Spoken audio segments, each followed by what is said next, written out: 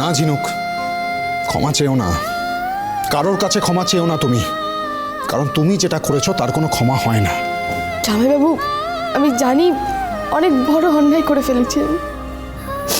যে মানুষগুলো আমাকে এত ভালোবাসা দিল, এত আদর দিল, আমি তাদের বিশ্বাস ভেঙেছি। তাই তুমি যেটা চাও, যেমনটা চাও, আমি সেটাই করব। আমি এক্ষুনি এই বাড়ি ছেড়ে চলে যাব। শুধু একটাই অনুরোধ রইল তোমার কাছে, আমার জন্য আমার দিদিকে আর কিছু বলো না, প্লিজ প্লিজ জামাইবাবু। না ঝিনুক, তুমি কোথাও যাবে না। তোমাকে এভাবে অপমানিত হয়ে আমি কোথাও যেতে দেব না। যেতে তো আমাকে হবেই সমুদ্র। কোন অধিকারে আমি এই বাড়িতে থাকবো বলো তো? দিদি, জামাইবাবু সবাই বলছে যে অপরাধ আমি করেছি তার কোনো ক্ষমা হয় না, আর আমি নিজেও সেটা বুঝেছি। তবু শেষবার সবাইকে অনুরোধ জানিয়ে গেলাম, পারলে তোমরা আমাকে ক্ষমা করে দিও। আসলে ছেলেবেলা থেকে বাবাকে দেখিনি তো, তাই যখন এই বাড়িতে প্রথম আসি জেঠুকে দেখে মনে হয়েছিল আমার বাবা হয়তো এরকমই হতো, এইভাবেই সব কথা ভুলে যেত, হয়তো এইভাবেই আমাকে আগলে রাখতো।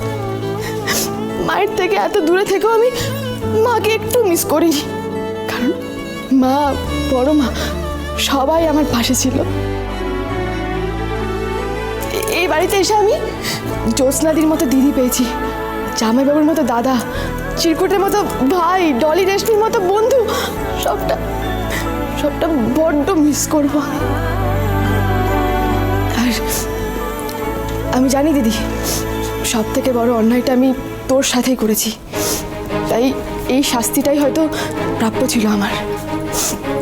আর সমুদ্র, যেতে তো আমাকে হতোই, বলো, যেতে তো আমাকে হতোই, কিন্তু এইভাবে যেতে হবে সেটা আমি কোনোদিনও ভাবিনি, কোনোদিনও ভাবিনি।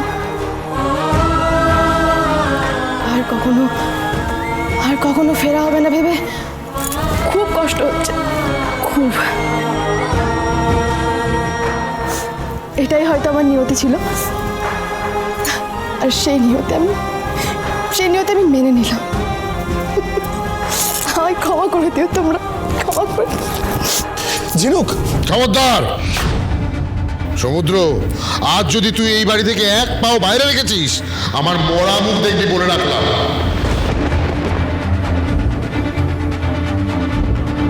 বাবা তুমি এরকম কেন করছো? ঝিনুকের তো একার কোনো দোষ ছিল না, দোষ আমারও ছিল। ঝিনুক একটা ভুল বিয়ে থেকে বাঁচাতে এই বিয়ে নাটকটা করেছিল, তাহলে তোমরা তোমরা ওকে কেন অপমান করছো? দেখেছো, দেখেছো মা, আমার ছেলেটার মাথা কিভাবে খেয়েছে ওই মেয়েটা? না না না না, এত বুদ্ধি ওই মেয়ের মাথা থেকে বেরোতে পারে না। আমি শিওর এইসব বুদ্ধি জুগিয়েছে ওর দিদি সুধা। শুভ বিবাহ প্রতিদিন রাত 10:30টায় স্টার জলসায়।